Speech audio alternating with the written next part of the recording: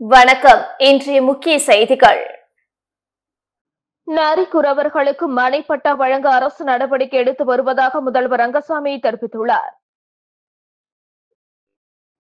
புதுச்சேரி ஆதிதிராவிடர் மற்றும் பழங்குடியினர் நலத்துறை சார்பில் பிர்சா முண்டா 150வது பிறந்த நாளை முன்னிட்டு பழங்குடியினர் கௌரவ தின விழா நடந்தது. கம்பன் கலையரங்கத்தில் நடந்த விழாவை முதல்வர் ரங்கசாமி துவக்கி வைத்து பல்வேறு போட்டிகளில் வெற்றி பெற்றவர்களுக்கு பரிசு வழங்கினார். தொடர்ந்து அவர் பேசுகையில், நாட்டின் விடுதலைக்காக பழங்குடியின மக்கள் எத்தனையோ தியாகங்களை செய்துள்ளனர். அரசும் பழங்குடியின மக்களுக்காக பல்வேறு திட்டங்களை செயல்படுத்தி வருகிறது. பழங்குடியின மக்கள் தொழில் காரணமாக பல்வேறு இடங்களில் சிதறி கிடந்தனர். அவர்களின் வாழ்க்கை தரம் உயர அரசு மனைப்பட்டா கொடுத்துள்ளது. மேலும் அவர்களுக்கு கல்வீடு கட்ட அரசு மானியம் அளித்து வருகிறது. நரிக்குறவர்களுக்கும் இலவச மனைப்பட்டா வழங்க அரசு நடவடிக்கை எடுத்து வருகிறது. அரசின் முழு பட்ஜெட்டில் 16.5% நிதி ஒதுக்கீடு செய்து ஆதிதிராவிடர் மற்றும் பழங்குடியின மக்களுக்கு பல்வேறு நலத்திட்டங்களை செயல்படுத்தி வருகிறது என்றார். விழாவில் சபாநாயகர் செல்வம், துணை சபாநாயகர் ராஜவேலு, எம்எல்ஏக்கள் அனிபால் கென்னடி, சிவசங்கர், துறை செயலர் முத்தம்மா, இயக்குனர் அர்ஜுன் ராமகிருஷ்ணன் உள்ளிட்டோர் கலந்து கொண்டனர். புதுச்சேரியில் காலை முதலே பரவலாக மழை பெய்து வருவதால் மக்களின் இயல்பு வாழ்க்கை பாதிக்கப்பட்டுள்ளது. மேலும் விடுமுறை நாளான இன்று கடற்கரை சாலை உள்ளிட்ட பல்வேறு சுற்றுலா இடங்கள் வெறிச்சோடி காணப்படுகின்றன. வங்காள விரிகுடா கடற்பரப்பின் மீது காற்றழுத்த தாழ்வு நிலை உருவாகியுள்ளது. இதன் காரணமாக புதுச்சேரி மற்றும் காரைக்காலுக்கு 2 நாட்கள் அதி கனமழை எச்சரிக்கை விடப்பட்டுள்ளது. மேலும் புதுச்சேரி பகுதிக்கு ஆரஞ்சு எச்சரிக்கை விடப்பட்டுள்ளது. இந்த நிலையில் இன்று காலை முதலே புதுச்சேரியில் நகரம் மற்றும் கிராமப்புறங்களில் பரவலாக மழை பெய்து வருகிறது. இதனால் பொதுமக்களின் இயல்பு வாழ்க்கை பெரிதும் பாதிக்கப்பட்டுள்ளது. விடுமுறை நாளான இன்று கடற்கரை சாலை உட்பட சுற்றுலா இடங்கள் வெறிச்சோடி காணப்படுகின்றன. மேலும் காற்று மணிக்கு 55 கிலோமீட்டர் வரை வீசக்கூடும் என வானிலை மையம் எச்சரிக்கை விடுத்துள்ளதால் பொதுமக்கள் தேவையின்றி வெளியே வர வேண்டாம் என்று மழை தொடர்பான புகார்களுக்கு இலவச எண்களை மாவட்ட நிர்வாகம் அறிவித்துள்ளது. விஷவாயு தாக்கி இறந்த சிறுமியின் குடும்பத்துக்கு ரூபாய் 5 லட்சம் நிவாரண நிதியை புதுச்சேரி முதல்வர் ரங்கசாமி வழங்கினார். புதுச்சேரி ரெட்டியார்பாளையம் புதுநகரில் கடந்த 11/6/2024 ஏற்பட்ட விஷவாயு தாக்குதலில் 3 பேர் உயிரிழந்தனர். இந்த விஷவாயு தாக்குதலில் உயிரிழந்த செல்வராணி என்றும் சிறுமியின் குடும்பத்திற்கு நிவாரண தொகையாக ரூபாய் 30 லட்சம் வழங்கப்படும் என்று முதல்வர் ரங்கசாமி அறிவித்திருந்தார். அதன்படி உயிரிழந்த சிறுமியின் குடும்பத்துக்கு முதல் தவணையாக முதல்வரின் நிவாரண நிதியிலிருந்து ரூபாய் 10 லட்சத்தை முதல்வர் ரங்கசாமி கடந்த ஜூன் 13ஆம் தேதி வழங்கினார். இதைத் தொடர்ந்து 2வது தவணையாக ரூபாய் 5 லட்சத்திற்கான காசோலையை சிறுமி செல்வராணியின் அண்ணன் அந்தோணிராஜ் தனது பாட்டி மலர்விழியுடன் புதுச்சேரி சட்டப்பேரவைக்கு வந்து முதல்வர் ரங்கசாமியிடம் இந்த நிதி உதவியை பெற்றுக் கொண்டார். இளநிலை மருத்துவ படிப்புகளுக்கு பாட விருப்பங்களை சமர்ப்பிக்க கால அவகாசம் நீட்டிக்கப்பட்டுள்ளது. புதுச்சேரியில் 3வது கலந்தாய்வு முடிவில் நீட் சார்ந்த எம்பிபிஎஸ், பிடிஎஸ், பிஎம்எஸ், பிவிஎஸ்சி ஆகிய படிப்புகளில் 87 இடங்கள் காலியாக உள்ளன. இந்த இடங்கள் ஸ்டே சுற்று கலந்தாய்வு மூலம் நிரப்புவதற்கு நவம்பர் 15ஆம் தேதி மாலை 5 மணி வரை மாணவர்கள் முழு கல்வி கட்டணம் செலுத்தி பாட விருப்பங்களை சமர்ப்பிக்கலாம் என்று சென்டாக் நிர்வாகம் அறிவித்திருந்தது. மேலும் நீட் தேர்வில் தகுதி பெற்ற மாணவர்களிடமிருந்தும் புதிய விண்ணப்பங்கள் வரவேற்கப்பட்டது. அதன்படி மாணவர்கள் கல்வி கட்டணம் செலுத்தி பாட விருப்பங்களை சமர்ப்பித்தனர். இந்நிலையில் ஸ்டே சுற்று கலந்தாய்வுக்கு பாட விருப்பங்கள் மற்றும் புதிதாக விண்ணப்பங்களை சமர்ப்பிப்பதற்கான கால அவகாசம் நேற்று மாலையுடன் நிறைவடைந்தது.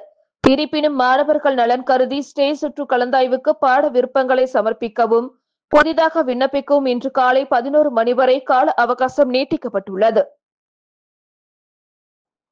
ஓய்வு பெற்ற மத்திய அரசு ஊழியர்கள் டிஜிட்டல் முறையில் உயிர்வாழ் சான்றிதழ் சமர்ப்பிக்க சிறப்பு ஏற்பாடு செய்யப்பட்டுள்ளது. இது தொடர்பாக புதுச்சேரி அஞ்சல் முதுநிலை கோட்ட கண்காணிப்பாளர் கமால் பாஷா வெளியிட்டுள்ள செய்திக்குறிப்பில், மத்திய அரசு அலுவலகங்களில் பணியாற்றி ஓய்வு பெற்றவர்கள், குடும்ப ஓய்வூதியதாரர்கள், தொழிலாளர் வருங்கால வைப்பு நிதி ஓய்வூதியதாரர்கள் உயிர்வாழ் சான்றிதழை சமர்ப்பிக்க சம்பந்தப்பட்ட அலுவலகங்களுக்கு நேரில் செல்ல வேண்டும். இதில் பல்வேறு சிரமங்கள் ஓய்வூதியதாரர்களுக்கு ஏற்படுகிறது.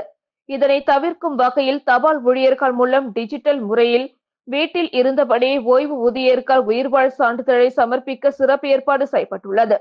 ஓய்வூதியதாரர்கள் தங்கள் பகுதி தபால்காரரிடம் ஆதார் எண், மொபைல் எண், பிபிஓ எண் மற்றும் ஓய்வு ஊதிய கணக்கு விவரங்களை தெரிவித்து கைவிரல் ரேகை பதிவு செய்தால் ஒரு சில நிமிடங்களில் டிஜிட்டல் உயிர்வாழ் சான்றிதழை சமர்ப்பிக்க முடியும். இதற்கு சேவை கட்டணமாக ரூபாய் 70 செலுத்த வேண்டும். தபால் ஊழியர்கள் ஓய்வூதியதாரரின் வீடுகளுக்கே சென்று பயோமெட்ரிக் அல்லது முக அங்கீகார முறையை பயன்படுத்தி டிஜிட்டல் உயிர்வாழ் சான்றிதழை சமர்ப்பிக்க உதவி செய்வார்கள். அவர்களிடம் சேவை கட்டணத்தை செலுத்தி ஓய்வூதியதாரர்கள் பயன்பெறலாம். மேலும் விவரங்களுக்கு தலைமை அஞ்சல் அலுவலகம் மற்றும் அனைத்து அஞ்சலகங்களையும் அணுகலாம் அல்லது 9952053573 என்ற எண்ணில் புதுச்சேரி கிளை இந்தியா போஸ்ட் பேமெண்ட்ஸ் வங்கி கிளை மேலாளரை தொடர்பு கொள்ளலாம் என்று அவர் கூறியுள்ளார்.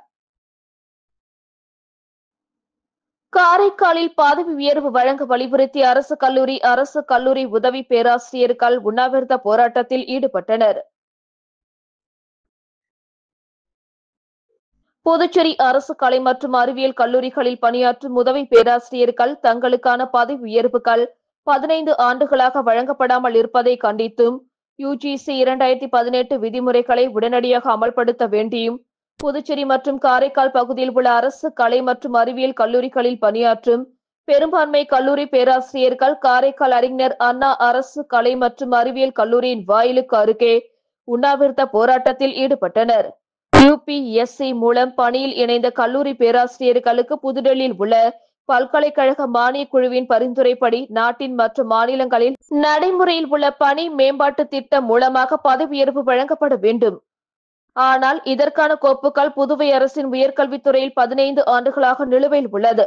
எனவே கல்லூரி பேராசிரியர்கள் தங்களுக்கு நியாயமாக வழங்கப்பட வேண்டிய பதவி உயர்வை அரசு மிகவும் தாமதப்படுத்துவது மிகுந்த வேதனை மற்றும் மன உளைச்சலை அளிப்பதாக தெரிவித்துள்ளனர்.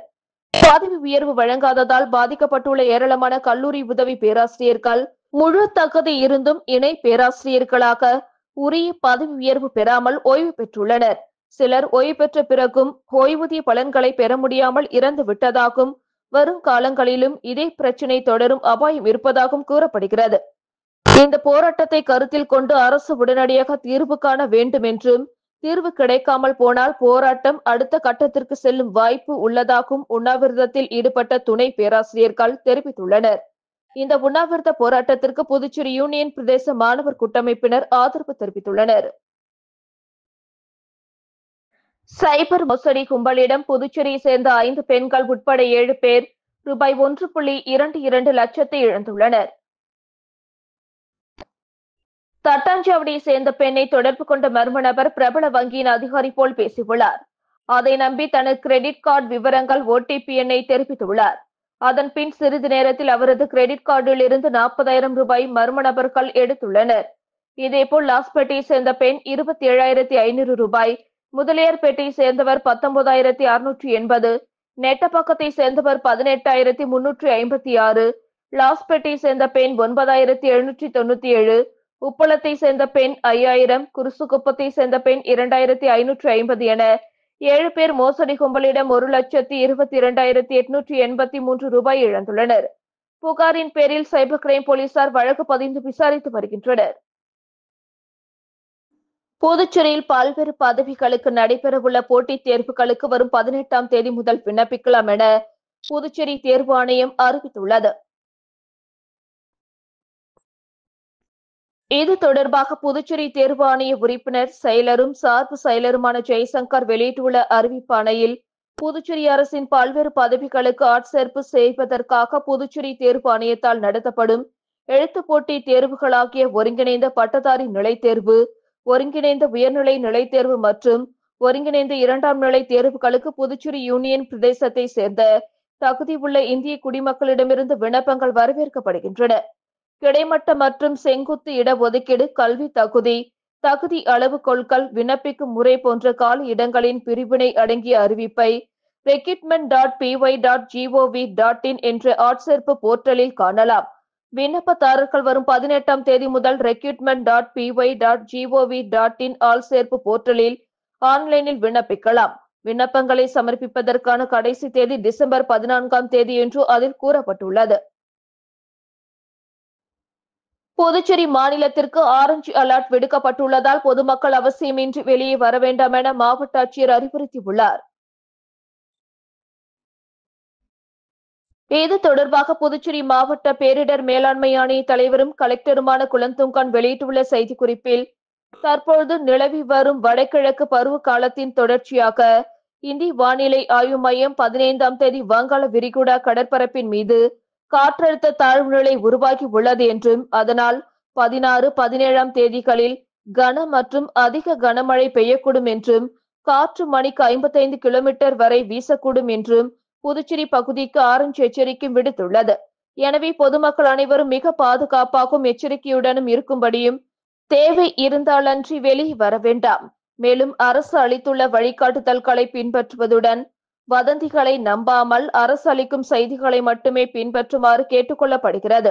பொதுமக்கள் பேரிடர் தொடர்பான தங்களது புகார்களுக்கு இலவச அழைப்பு எண்களான 1077 1070 112 அல்லது 9488981070 என்கின்ற எண்ணில் வாட்ஸ்அப் தகவல் ஆகியவற்றின் வழியாக தெரிவிக்கலாம் என்று அவர் தெரிவித்துள்ளார். போலி ஷேர் மார்க்கெட் டிரேடிங்கில் முதலீடு செய்த ஆசிரம ஊழியர் ரூபாய் 6.35 கோடியை மோசடி கும்பலிடம் இழந்துள்ளார். புதுச்சேரி வாழைக்குளம் அப்பாவு நகரை சேர்ந்தவர் அஷித் குமார் மித்ரா. இவர் ஆசிரம ஊழியர். ஷேர் மார்க்கெட் டிரேடிங்கில் முதலீடு செய்வது தொடர்பாக ஆன்லைனில் தேடியுள்ளார். இதையடுத்து அவரை தொடர்பு கொண்ட மர்ம நபர், ஷேர் மார்க்கெட் டிரேடிங்கில் முதலீடு செய்வது எப்படி, திறமையாக சம்பாதிக்கலாம், அதிக லாபத்தை தரும் டிரேடிங் நிறுவனங்கள் குறித்து தகவல்களை தெரிவித்துள்ளார். மேலும் முதலீடு செய்வதற்கான ஷேர் மார்க்கெட் டிரேடிங் லிங்க் ஒன்றை அனுப்பியுள்ளார். இதை நம்பி ஆசிரம ஊழியர் அந்த ஷேர் மார்க்கெட் டிரேடிங் லிங்கில் பல்வேறு தவணைகளாக ரூபாய் 6,35,94,000 முதலீடு செய்துள்ளார். அதன் மூலம் அவருக்கு 12,46,87,130 ரூபாய் லாபம் வந்துள்ளதாக அவரது கணக்கில் காட்டியுள்ளது. இதையடுத்து அந்த பணத்தை எடுக்க முயன்றபோது முடியவில்லை. அதன் பிறகே மோசடி கும்பலிடம் போலி ஆன்லைன் ஷேர் மார்க்கெட் வர்த்தகத்தில் முதலீடு செய்து பணத்தை இழந்தது தெரிய வந்தது. இதேபோல் வானரப்பேட்டை பொறியாளர் தோட்டத்தை சேர்ந்தவர் பகாதீர். இவரை வாட்ஸ்அப் மூலம் தொடர்பு கொண்ட மர்ம நபர் கிரிப்டோ கரன்சியில் முதலீடு செய்து அதிக பணம் சம்பாதிக்கலாம் என கூறியுள்ளார். இதை நம்பி 3 லட்சம் ரூபாயை கிரிப்டோ கரன்சியில் முதலீடு செய்துள்ளார். பின் அதில் கிடைத்த 5,80,000 ரூபாய் லாபத்தை எடுக்க முயன்றபோது முடியவில்லை. அதன் பிறகே மோசடி கும்பலிடம் பணத்தை இழந்தது தெரிய வந்தது. இது குறித்த புகாரின் பேரில் Puducherry cyber crime inspector Thiyagarajan மற்றும் போலீசார் வழக்கு பதிந்து விசாரித்து வருகின்றனர்.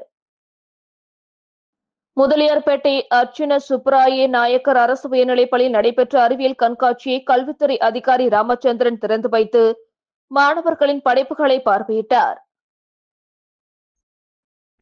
முதலியார்பேட்டை அர்ச்சுன சுப்ராய நாயக்கர் அரசு உயர்நிலைப்பள்ளியில் தலைமை ஆசிரியை கோமதி தலைமையில் அறிவியல் கண்காட்சி விழா நடைபெற்றது. சிறப்பு விருந்தினராக பள்ளி கல்வித்துறை பெண் கல்வி துணை இயக்குநர் ராமச்சந்திரன் கலந்து கொண்டு குத்துவிளக்கேற்றி அறிவியல் கண்காட்சியை தொடங்கி வைத்ததுடன் மாணவர்களின் படைப்புகளை பார்வையிட்டார். ஆசிரியைகள் மேரி ஜெசிந்தா, ஆரோக்கியமேரி நடுவர்களாக பங்கேற்றனர். மாணவர்கள் அறிவியல், கணிதம், ஆங்கிலம், தமிழ், சமூக அறிவியல் என 200க்கும் அதிகமான படைப்புகளை செய்து காட்சிப்படுத்தினார்கள். பெற்றோர்களும் தங்கள் பிள்ளைகளின் படைப்புகளை பார்வையிட்டு கண்டு ரசித்தனர். பள்ளியின் வாயிலில் இருந்த டைனோசர் உருவம், மாதிரி வாக்குச்சாவடி, மூலிகை தோட்டம், ஏகாசுவின் மாதிரி வடிவம், ஏவுகணையின் மாதிரி வடிவம், காண்போரை வியப்பில் ஆழ்த்தும் பல அறிவியல் படைப்புகள் கண்காட்சியின் சிறப்பம்சங்களாக இருந்தன. இவ்வறிவியல் கண்காட்சிக்கான ஏற்பாடுகளை அறிவியல் ஆசிரியர்கள் மற்றும் அனைத்து நிலை ஆசிரியர்களும், ஊழியர்களும் மற்றும் மாணவர்களும் ஏற்பாடு செய்திருந்தனர்.